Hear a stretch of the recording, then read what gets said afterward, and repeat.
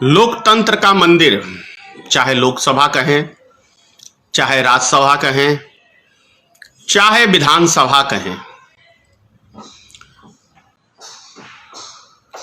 जितने भी जनप्रतिनिधि जीत के जाते हैं उस मंदिर में जाके बैठते हैं और वहीं मंदिर से नए कानून, नई योजनाएं लागू करते हैं। नाम भी दिया हुआ है पूरे देश की जनता ने, लोकतंत्र का मंदिर। लेकिन मंदिर में जाके और यदि मंदिर की हम नियम निष्ठा को पालन न करें तो क्या हमें उस मंदिर में बैठने का अधिकार है? मैं कह रहा हूं, आए दिन आप देखिए तो लोकसभा में जिस तरीके से चुने हुए जनप्रतिनिधि, चाहे किसी दल के हो, मैं यहां पे कोई पार्टी विशेष की बात नहीं कर रहा हूं, मैं जनरल बात कर रहा हूं, जो भी राजनीतिक दल निर्दलीय हो या किसी दल से जो जीत के जनप्रतिनिधि जाते हैं, क्या उस मर्यादा का वो वहां जाके पालन करते हैं? और जब वो पालन नहीं वहां कर सकते तो फिर देश की जनता के लिए, देश के लिए कैसे सोच सकते हैं? जिस तरीके से 2 दिन पहले बिहार विधानसभा के अंदर घटना घटी, बहुत निंदनीय है। आप देखिए, तेजस्वी यादव के नेतृत्व में बिहार विधानसभा का घेराव करने की घोषणा की गई। धरना प्रदर्शन हर राजनीतिक दल करती है, जब भी उन्हें मौका मिलता है किसी भी मुद्दे को लेके तो वो धरना प्रदर्शन में लग जाते हैं और अपनी बात सरकार तक पहुंचाने का काम करते हैं। जनता में अपना मैसेज देना चाहते हैं कि हम आपके लिए लड़ रहे हैं। लेकिन प्रश्न ये उठता है कि यदि कोई बड़ा दल हो या छोटा दल हो, संविधान के नियमों का उल्लंघन करे तो क्या यह शोभनीय है?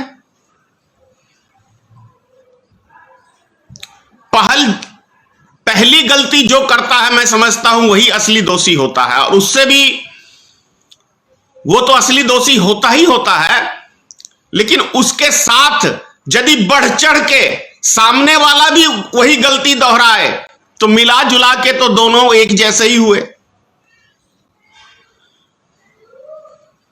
माननीय सभापति का यहां पहुंच जाना, उनके आगे कुर्सी लगा के नेता मजाक उड़ाना, तो ये किसी भी मर्यादा का पालन नहीं, उल्लंघन है। इस तरीके की जिस तरह का हम लोग को देखने को मिला बहुत सारे समाचार के माध्यम से, भारतीय मित्र पार्टी इसकी घोर निंदा करता है और मैं आशा करता हूं कि प्रशासन के द्वारा भी जिस तरीके का व्यवहार किया गया है माननीय विधायकों के साथ, इसकी मैं घोर निंदा करता हूं। कहीं भी लगता नहीं कि हम एक दूसरे का सम्मान कर रहे हैं। किसी भी एंगल से ना तो यह लगता है कि वो जीते हुए जनप्रतिनिधि अपनी मर्यादा में रहते हुए कोई कार्य कर रहे हैं, ना ही बिहार सरकार किसी भी मर्यादा का पालन कर रही है। कि पिछले 16 सालों का इतिहास यदि देख लिया जाए नीतीश कुमार जी का, तो ऐसा कोई आंदोलन नहीं है जिसके ऊपर माननीय नीतीश कुमार ने बर्बरता पूर्वक लाठी चार्ज कराने का काम नहीं किया हो। ऐसा कोई आंदोलन नहीं है। ये नीतीश कुमार की सरकार, यदि कहें कि हम हिटलर की सरकार है, मिनी हिटलर, एक हिटलर केंद्र में बैठा हुआ है, दूसरा हिटलर बिहार में बैठा हुआ है, जो same to same Narendra Modi के सिस्टम में और नीतीश कुमार के सिस्टम में कहीं कोई अंतर नहीं है, दोनों एक पे बढ़ के एक है।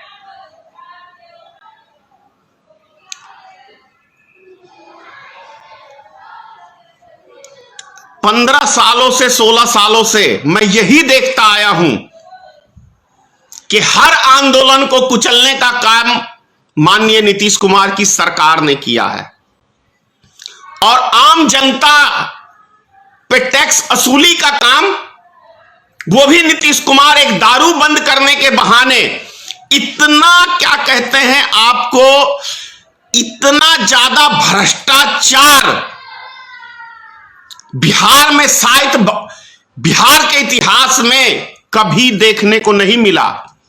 आप जितने पुलिस स्टेशन चले जाइए, जो भी चौकियां पड़ती हैं, सिर्फ और सिर्फ उनकी ड्यूटी है पूरे बिहार के अंदर कि आपको मंथली देना है, आपको मंथली देना है। इतना असूली करके जनता से, चाहे वो सही चीज हो या गलत हो, जैसे भी हो, आपको असूली करना है, प्रत्येक दिन असूली करना है।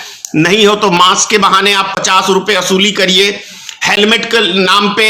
यानी कि जो लोकल व्यक्ति यदि अपने खेत खलिहान को भी जाता है, तो प्रशासन की इतनी बड़ी गुंडागर्दी अभी पूरे बिहार में है कि लोगों का जीना हराम कर दिया है नीतीश कुमार की सरकार ने। यह भी कहीं कोई दो मत की बात नहीं है। मैं जहां पे हूं, मधुबनी जिले से हूं, रैयाम 1 किलोमीटर के अंदर में है। लगभग किसानों की जमीन दरभंगा मधुबनी के बॉर्डर पे है, या इधर है या उधर है, लेकिन वो रैयाम थाने का जो हाल आपको देखने को मिलेगा, रैयाम थाने का, यह अगर वहां की जांच कराई जाए तो मैं कह रहा हूं कि 20 गांवों के अंदर एक भी रैयाम थाना के कार्यों से वहां की जनता खुश नहीं है। वहां के जितने भी थाने बदली होके आते हैं, वो दिन में कम से कम यदि कहें तो 40 से 50 हजार रुपया तो वो नाजायज तरीके से असूली करने का काम करते हैं। रैयाम थाने की बात कर रहा हूं मैं, जो दरभंगा जिले के बॉर्डर पे आता है। मधुबनी और दरभंगा जिले का बॉर्डर है रैयाम थाना। रैयाम चीनी मिल था एक जमाने में, जो नीतीश कुमार की बाबू सरकार बेचने का काम किया और लालू जी की सरकार ने बंद करने का काम किया गया। यही दोनों विकास कर रहे हैं ऐसे। तो ये हाल है वहां, वही थाने का नहीं, लगभग आप जितने थाने पे चले जाएं तो पुलिस प्रशासन का काम क्या रह गया है, डिक्की चेक करो। पहले तो हम एक चीज देखते थे कि कांग्रेस के शासन काल में या दूसरी पार्टियों की शासन काल में एक चीज देखने को मिला कि यदि आप अपनी फैमिली के साथ कहीं जा रहे हैं बाल बच्चे के साथ, तो आपकी गाड़ी को टच नहीं करता था। लेकिन जब से यह महिलाओं को सम्मान देने वाली सरकार आई है माननीय नीतीश कुमार की बिहार में, या केंद्र में कहें मोदी सरकार, तो यह महिलाओं को इतना जलील करने का महिलाओं के साथ काम कर रही है, जिसका जीता जागता उदाहरण हम सब ने विधानसभा में भी देखा है कि एक माननीय विधायक महिला के साथ किस तरीके का व्यवहार किया है नीतीश कुमार की सरकार ने। तो सोच लीजिए कि जनता के साथ क्या व्यवहार अभी कर रहे होंगे ये लोग, इनके प्रशासन के लोग। इससे आप लोग कल्पना कर सकते हैं, अगर आप फैमिली लेके जा रहे हैं तो आपकी गाड़ी को साइड में लगा लेगा, किसी ना किसी बहाने उस लेडीज के सामने उसके हस्बैंड का अपमान करना, यह पुलिस प्रशासन का काम रह गया है, बिहार सरकार की पुलिस का। और उससे नाजायज तरीके से किसी ना किसी बहाने से आपको, चाहे वो जूते के नाम पे हो, चाहे जुराब के नाम पे हो, चाहे हेलमेट के नाम पे हो, चाहे प्रदूषण के नाम पे हो, चाहे क्या कहते हैं लाइसेंस के नाम पे हो या एनओसी के नाम पे हो, मतलब कोई ना कोई नुक्स निकाल के आपसे वो पैसा वसूल करेगा। ये कुछ सालों में हमें देखने को मिलता है। बहाना क्या, वो प्रत्येक दिन आप देखते हैं बलात्कार, हत्याएं, लूटमार, चोरी, डकैती, व्यापारी की हत्या, नेता की हत्या आम बात सी रह गया है बिहार के अंदर। उसको पुलिस प्रशासन पकड़ने में वो नहीं दिखाता है दिलचस्पी, क्योंकि उसमें आमदनी थोड़ी कम है ना। आमदनी तो आपको डेली वसूली करने में क्या कहते हैं, ये चले जाइए आप रोड पे मोटरसाइकिल लेके निकल जाइए, हेलमेट नहीं है तो 1000 रुपए का चालान है, चलो 200 और 300 में भी काम चल सकता है, क्योंकि पहले तो चालान 100 रुपए ही था। तो ये आपको देखने को मिलेगा बिहार सरकार और केंद्र की जो विकास वाली नीति है। लाइसेंस नहीं है तो 5000, प्रदूषण नहीं है तो 10,000। ऐसे लग रहा है इनके बाप की फैक्ट्री खुल गई है नरेंद्र मोदी और नीतीश कुमार जी की। जितना जैसे मर्जी जनता को लूट लो, विकास पुरुष हैं, पूरे देश की जनता का विकास कर रहे हैं उनको लूट के। और हमारी महान जनता, हमारे देश की महान जनता लुटा रही हैं। थोड़े से 7 साल पहले का भी दिन याद कर लो भाइयों, कि क्या आप चलते थे तो कभी पुलिस प्रशासन आपको टच करता था। 7 साल पहले कितना क्राइम था और आज के टाइम में कितना क्राइम है, ये आप लोग कल्पना कर सकते हैं। क्राइम बढ़ेगा, कोई माइका लाल उसको रोक नहीं सकता। जब देश के अंदर बेरोजगारी बढ़ेगी, राज्यों के अंदर बेरोजगारी बढ़ेगी, तो कोई दुनिया की ताकत क्राइम को नहीं रोक सकती है। जब देश के अंदर बेरोजगारी, भूखमरी फैलेगी तो ऐसी सरकार के बस की बात नहीं है, कि रोजगार तो इनसे संभव है नहीं। ये जीते हैं चुनाव प्रचार के लिए, जीते हैं चुनाव प्रचार के लिए, प्रधानमंत्री बने हैं चुनाव प्रचार के लिए, गृह मंत्री बने हैं दूसरे दल की सरकार गिराने के लिए। इनका काम कितना है, यही है काम। और जो बाकी बचा खुचा है, नीतीश कुमार जी वो कौन सी वो यात्रा करते थे, पता नहीं कौन कौन सी यात्रा नीतीश कुमार भी बिहार में कई बार कर चुके हैं। आप सबने देखा, कभी हाथ मिलाने वाला, कभी हाथ फैलाने वाला, कभी मजदूरी मांगने वाला। एक फैक्ट्री नीतीश कुमार 16 साल में नहीं बता सकते हैं कि इस फैक्ट्री से 2000 या 5000 व्यक्तियों को रोजगार मिल सका है बिहार में, ये नहीं बता सकते हैं। ओ भैया, जिस जमाने में रोड नहीं थे, बिजली नहीं था, उस जमाने में अंग्रेजों ने बिहार के अंदर 16 शुगर चीनी मिल लगाया था उस जमाने में।